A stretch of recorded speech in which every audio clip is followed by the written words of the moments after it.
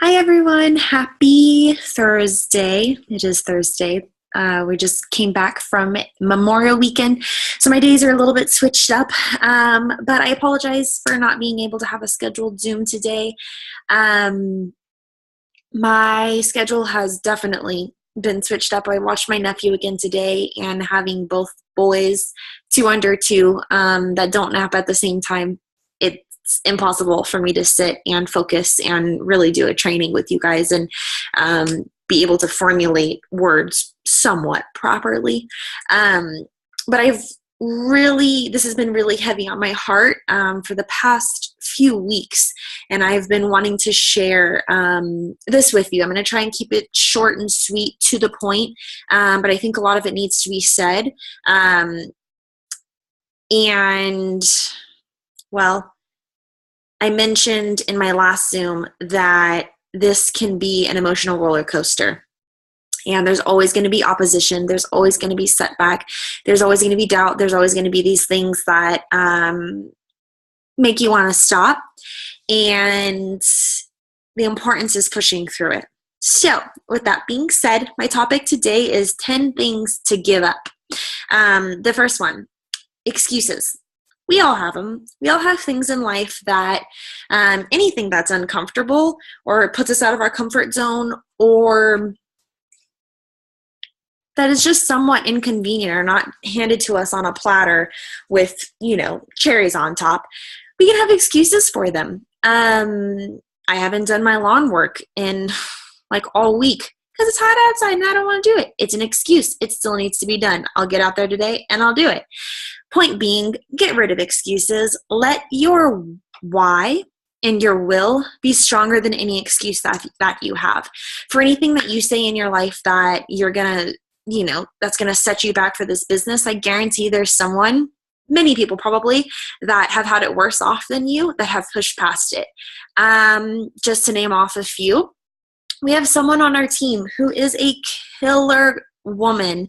She's a mama of two. Her children are handicapped. Kiana, yes, I'm putting you on blast, girl, but I admire you so much. She's a single mom. She works her tail off, and she still works this. She's on her way to gold. We have a diamond ambassador that has 11 children, and she homeschools all of them. We have many single moms. We have full-time working moms. We have college students that are busy, that are broke, that need to study, all these things. Whatever it is, we all have excuses, and no matter what your life situation is, there are people that have had it far worse than you that have pushed past it and really made something of themselves. Be that person. Don't let excuses stop you, because your excuse is no different than Susie's or Sally's, okay? Number 2, self-doubt. I actually just started this book. It is What to Say When You Talk to Yourself. I'm obsessed. I can't put it down. Well, I can, because it's hard to read with little ones, but whenever I have a second, I'm in the corner reading it. I'm obsessed with it. I firmly believe that you become what you tell yourself you are, and that's exactly what Shad Helmstetter is saying. There's actually studies, scientific studies, that have proven that you can program your brain and you literally become what you think. You need to believe that you can do this. If you have doubt in yourself, you're not going to make it. I can tell you that I've been discouraged. I can tell you that I haven't always seen a clear path through this, but I've never doubted that I can do it. And that's what it's going to take for you to get somewhere in this. Can you picture yourself achieving your goals? Can you picture yourself going silver? Do you know you can get 3 people to join this with you? Do you know that you can teach your team to duplicate? Do you know that you can change lives? You got to ditch the self-doubt, guys. You'll become what you tell yourself you are. Believe you're great, you'll be great. Believe that you're a conqueror, and gosh darn it, you're a freaking conqueror. Number 3, fear of failure. This is something that I know I can relate to, and many people can relate to. Many successful people can relate to. Michael Jordan. for instance, he says that he is only Michael Jordan today because he's failed 90 million times plus. It's because every time he fell, he got back up and he kept trying. I can't tell you how many times I have been in awkward situations or awkward conversations. When I first got started, I didn't know how to talk to people about Plexus. I didn't know what to post. I didn't know how to follow up with people. And you know what? There's probably a lot of people out there that maybe won't ever talk to me again because I didn't do it the right way or the way that was authentic for me. But it took trial and error to figure it all out. I failed so many times in this, but I really believe that the mountain of success, seriously, when you're at the top, the only thing that is underneath you is a pile of failure. But the fact that you kept going, it's a bunch of crap that you pushed through. If you're afraid of failing before you even try it, you're not going to get anywhere in life. I'm sorry, but that goes back to believing in yourself. If you fail, you pick yourself back up, you dust your little booty off, and you keep on going. That's what I tell my son when he falls. Dust your booty off, you get up, and you keep going. I have used this analogy before, but it's something that I hold true to my heart, and I have to remind myself of. When my son started walking, he stumbled like crazy. It was terrifying for him to let go of our hand, for him to let go of the couch and take those first few steps. He has fallen so many times. Sometimes he cries, sometimes it really hurts him, and sometimes he gets back up and just, it's like it never even happened before. But he gets up every time, and he keeps on going. And that's how you and I started to walk. We stumbled. We didn't know how. That first step was terrifying. We had no idea how to use our little legs. But you kept going. You knew you wanted to do it. You see everybody else walking around. I can do that too. You dust your booty off, and you keep on going. Number 4, judging others. I really believe that if you are confident in the way that you carry yourself, the way that you run your business, that will take you very far. By judging others and judging their paths, that does nothing positive for you or for them. You need to ditch that right now. If people decide to go with a different company, or your customer decides that they don't want to order again, or Sam over here is running his business this way, fine. Let them do them. Do you, boo-boo. Let me know if I can help you. I have my blinders on, and I'm going to keep doing my path, my way, that I can be confident in and that I can be proud of. And if their path is different than mine, fine. That's perfect. That just makes me more unique. And I just pray that my path really is genuine to me. And if it's not, if you're judging because you're doubting something that really you've done, then maybe it's time to reassess. But you're not going to get anywhere by building your path to success based on judging others. Stay true to you. Keep your blinders on. Others will do themselves. And you want to be proud and confident in the way that you handle things. And by judging others, it's just negativity and it's wasted energy. Number 5, procrastination. I'm the queen of procrastination, but it needs to be done. Plan. Don't wait to figure things out. Figure it out now. Take control now. Don't wait until next month to go silver. Don't wait until tomorrow to reach out to someone. Do all of that now. Do all of that today. Plan for success. I've told you time and time again, and I'll say it again. You don't want to head out on you don't head out on a road trip without a roadmap of how to get to your destination. So don't do that with this journey either. Plan your successes. Plan your goals. You have monthly goals. You have 60-day goals. You have 90-day goals. Plan. Don't procrastinate and wait for it to happen. You need to take charge of your life. You need to take charge of this opportunity, or you're just wasting time.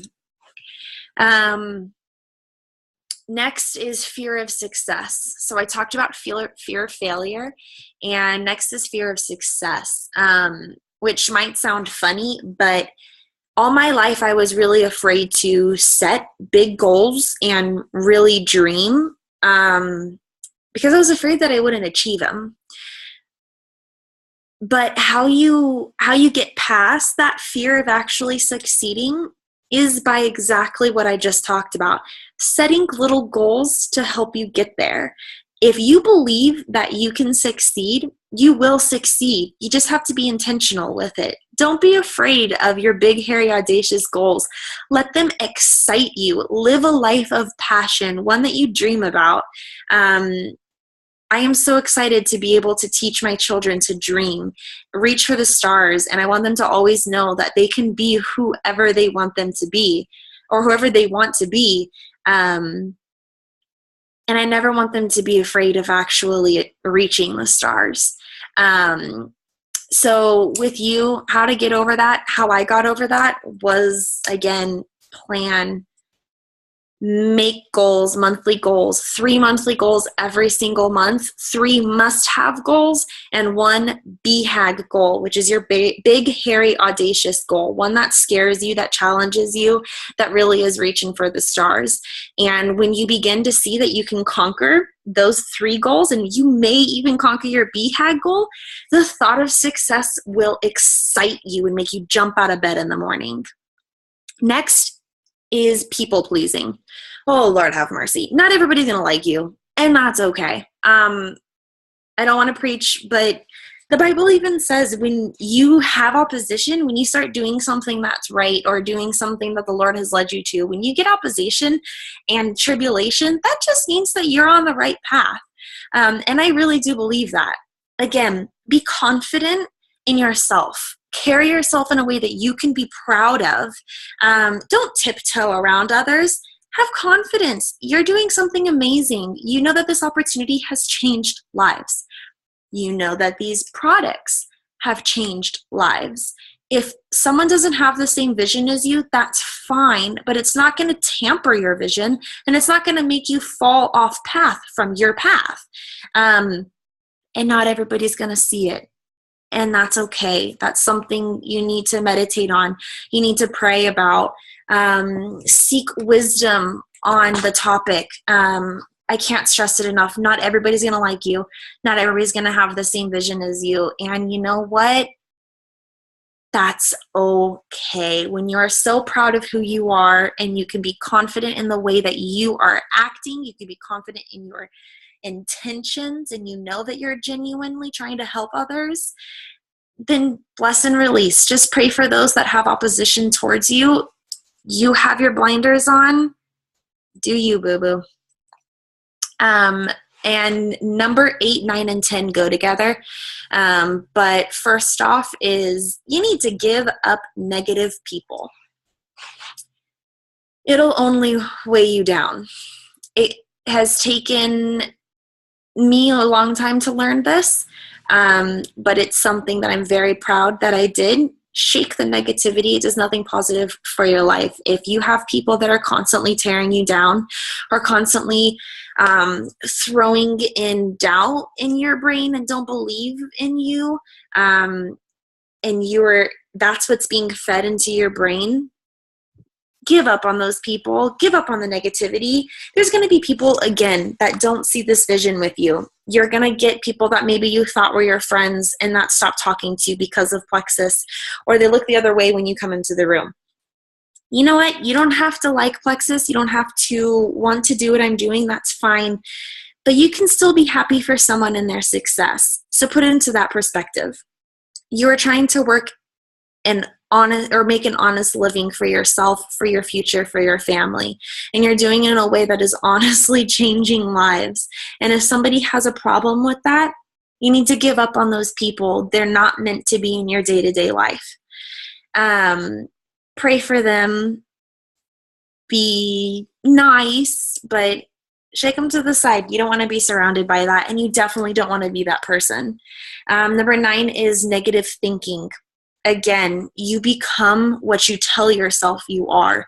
If you are telling yourself, I don't know what I'm doing, I'm never going to succeed at this, everybody is going to think I'm crazy when I post my first Plexus post, I'm not getting anywhere with it, this isn't leading anywhere, they did it, but I can't do it, I'm not him, I'm not her, I can't do it, then you're not going to do it.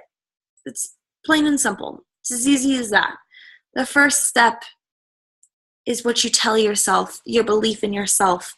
So give up negative thinking. If you're thinking, you know what, maybe these products really aren't that great.